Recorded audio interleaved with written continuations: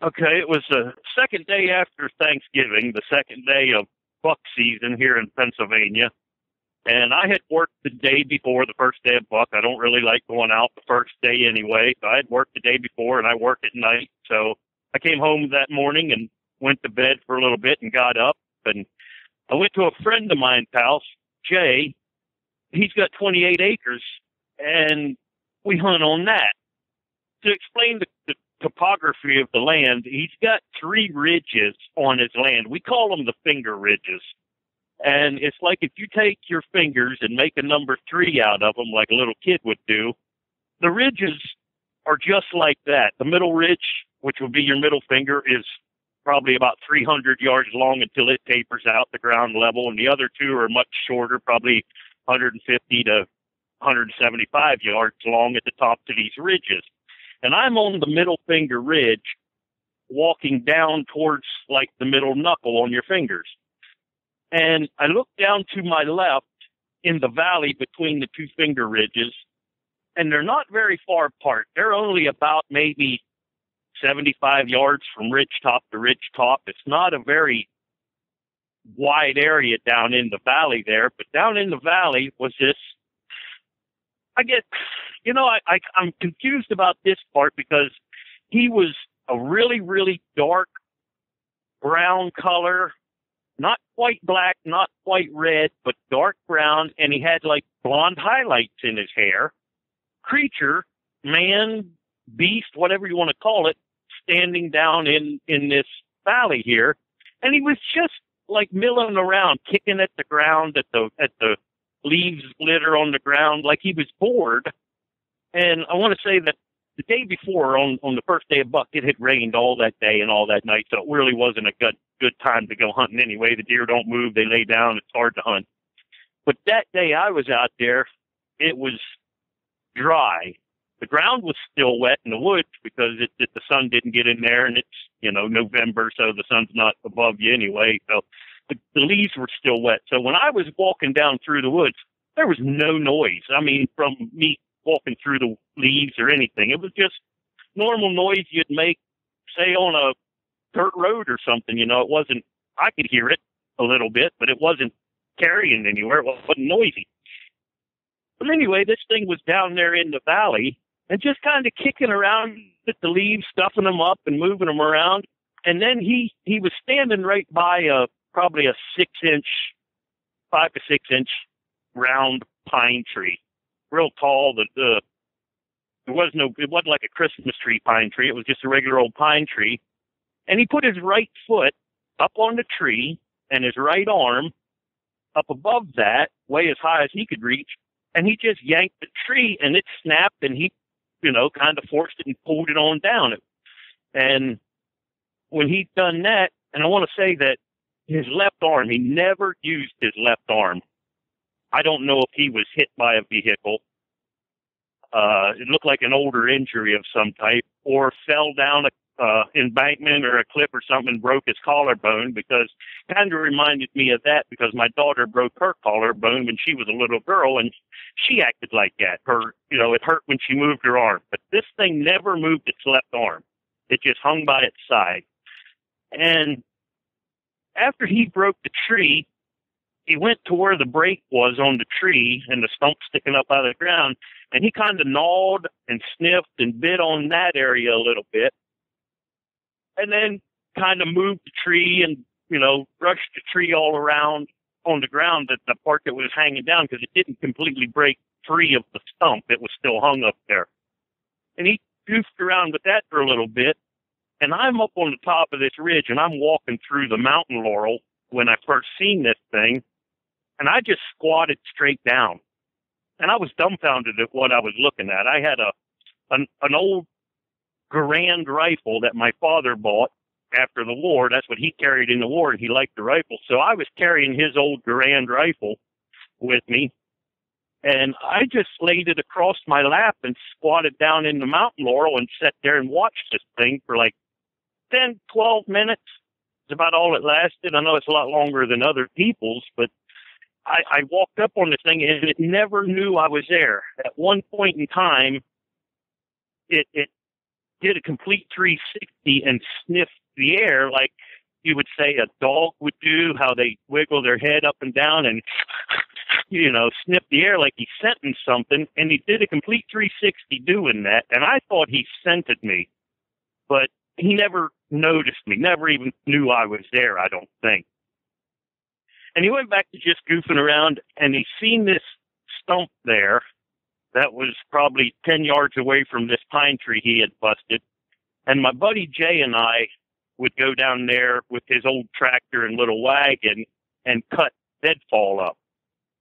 And we had cut this tree up, and it had been loaded with ants, and big black carpenter ants, because when we hit it with the chainsaw, it just exploded with ants out of it. So we burned it up in his burn pit where we always had parties and stuff. But the stump was still there. And he was standing there. He looked at the stump, and he cocked his head a little bit to the right like he's studying something. And he walked over to the stump and squatted down, just squatted straight down. And with his right hand, he started breaking this stump apart. And then he was sticking his hand or his finger down in the stump and leaving it there for a couple of seconds and then pulling it out and licking on it. And I figured he's probably letting the ants crawl on his hand and then eating the ants off of his hand, because they were big black carpenter ants we have over here, and they're devastating to some of the trees. And if they get in your house, they're a pain to get rid of. They eat wood. He did that for maybe 5 or 6 minutes, licking the ants or whatever, termites or whatever it was off of his hand. And then he just kind of got up. He looked around a little bit. He looked up the ridges on each side of him. And then he kind of wandered on down towards, like if you were looking at your fingers again, towards where your fingernail was at. And he went on around the edge of the ridge there, and I lost sight of him. And I sat there for maybe an hour just dumbfounded, in awe of what I had just witnessed, because I never thought they were in the area. I really didn't. And this one here wasn't a big one like a lot of people talk about. He was no 7, 8, 9, 10 foot or 12 foot one. He was only my size. He was maybe 6 foot to maybe 6'5". I'm 6'2", so he was my size, and he was skinny. And after we had talked before, I was thinking, how do I explain skinny and what he looked like? He looked like a cross-country runner. His skin was black, and when he turned around 360, his face looked like a boxer that had been punched in the nose a few times. His nose was prevalent, but it was flat, and his nose, his holes in his nose were huge, I thought, and I was 56 yards away from this guy, 168 feet, because I have a laser rangefinder. Because I hunt with open sights, I range find this thing. I carry it on a little lanyard around my neck, and it's a scope that you'd look through, and inside the scope, when you push the button, it lights up how far things are away from you. And I always like to range find my distances before the deer get there, so I know what where I'm shooting to.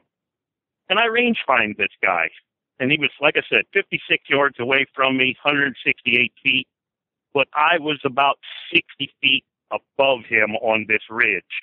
So it was, looking down at an angle towards him. It was just the most, I'm at a loss for words, but you want to say strangest, but most dumbfounded thing I ever seen. I was in awe of just looking at this thing. I was never afraid because I had enough firepower with me. If it ever did notice me and charge me or whatever, I could have taken it out with the gun that I had. But it never noticed me, and I didn't feel any kind of fear, no aggression. The only sound that this thing made was when he sniffed the air and was wiggling his head, he was making this, like, raspy, grunt, breathing sound like my grandson does when his head stopped up, like that. And when he did that 360, he had his teeth showing, but he wasn't like aggressively. It was just the way he scrunched his face up. I could see his gums, and his gums were black. They weren't red or pink or any. They were black, and he had yellowish nasty looking teeth. You could tell they don't brush their damn teeth. But he had, I'd say canines, but they weren't huge canines. They were just a little more prevalent than the rest of his teeth in his mouth, and his teeth were all crooked, and they weren't perfect. They looked like, I don't know, somebody that's been punched in the mouth and had his teeth moved around in his mouth. They were just all going different directions and stuff. They weren't straight like you'd think, like a dog's teeth are. They were messed up.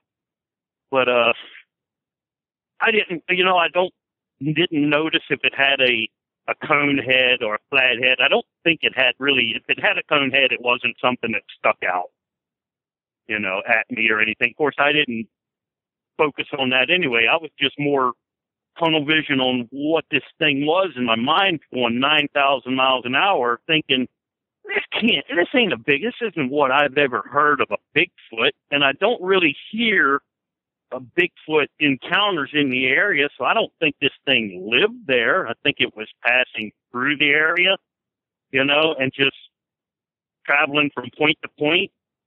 And it was just, I don't know. You can't explain it. You know what you want to say, but you just can't find the words to say it, because until you see one, and those who've seen one know exactly what I mean. You're just in awe. I would describe it as a Neanderthal-looking thing, more of a combination between, the skin was black like a gorilla.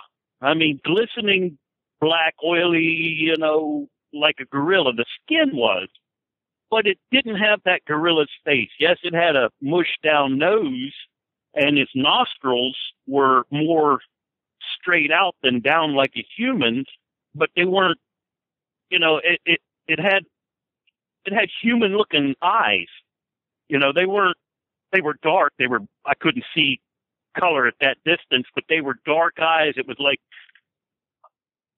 he had just a unibrow, big, huge unibrow. Not the brow ridge, I would say, was big and heavy, but the unibrow. He had a lot of hair above his eyes. Nothing on its face from his eyes down to, like, his chin. And then his chin, he had the darkish brown hair, like a beard, and it was longer. And I would say I didn't see ears, I didn't see a tongue. I don't know if it was black or not, but I saw the gums, and the teeth were all disgusting looking. I'm sure it had atrocious breath. Neanderthalish looking. If you ever seen the wax moldings of, the scientists doing what the Neanderthal should look like, it kind of looked like that, with a flatter nose and thin lips. It didn't have big, huge, puffy lips. It had thin lips, but a wide mouth. Like our mouth is probably on a normal human and, 2.5 inches wide. This thing probably had I'd say a 5-inch opening, if he closed his lips and you measured from edge to edge, maybe a 5-inch slice there for his mouth. It was a big mouth. And if he would have opened it, it was probably, you ever seen a gorilla yawn, how they can open their mouth and, they got a big mouth. That's kind of the way this thing was, but he never opened his mouth like that. He just kind of snarled and crunched his lips up so I could see his gums, so I don't know how big his mouth would open.